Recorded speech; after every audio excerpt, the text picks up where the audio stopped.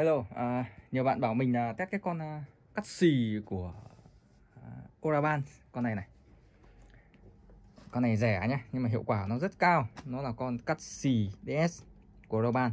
Và nó có cái dynamic này, tức là bạn cắt xì bao nhiêu thì nó sẽ bù lại bấy nhiêu. Rất là hay.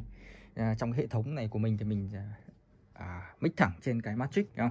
Mình thử trên cái box Matrix thì mình chèn trên SL Matrix. Với Matrix này các bạn phải cần tất cả cái dàn đồ cứng này của mình.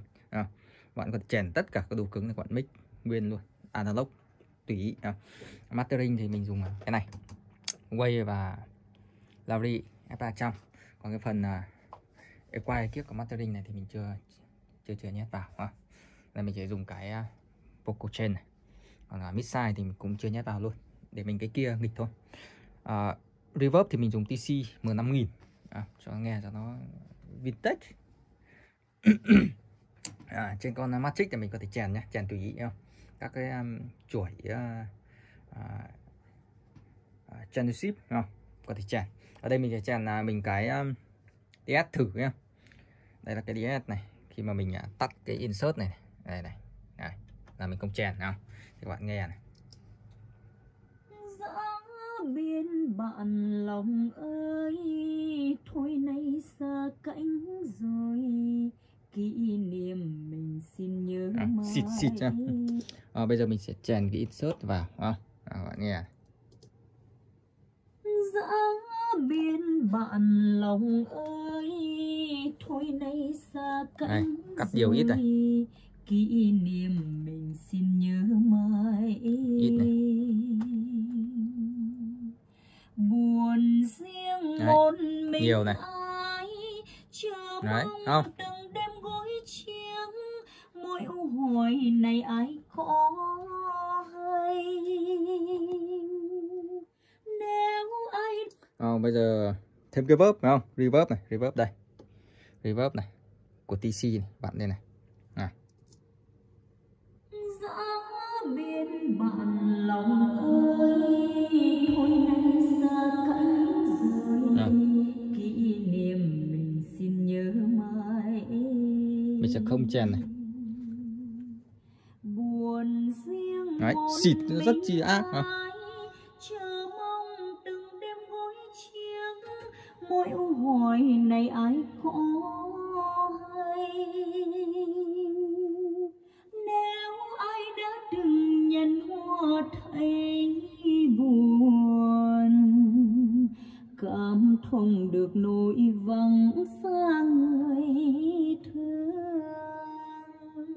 Màu hoa phương thắm như máu con tim, mỗi lần hè sang kỷ niệm, người xưa biết đâu mà tìm. Màu hoa phương thắm như máu con tim, mỗi lần hè sang kỷ niệm, người xưa biết đâu mà tìm. Màu hoa phương thêm vào cái ví dụ như mình thêm cái 1,6 đi, 1,6 ấy, gain để gain nó xuống chút. Ok, 1,6 đấy. Đây là 1,6 này.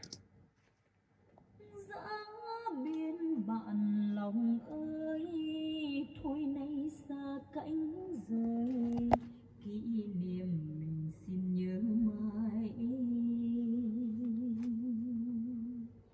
Buồn riêng một mình ai chờ mong từng đêm thêm cái LA hình như là mình đang để là con này là LA này, đây LA của mình là dây này dây 13 channel 13 đây, 13. Ok, sang bên này. Dã biên bạn lòng ơi, thôi nay xa cánh rồi, kỷ niệm mình xin nhớ mãi. Buồn riêng một mình ai chờ mong từng đêm gối chiếng, mỗi hồi này ai có hay. Nếu ai đã từng thêm cái Putex nha. Putex là 10 xem nào. Putex là 14 Putex 1A 14 đây, Putex 1A đây. Đó. Và cái đây Putex này.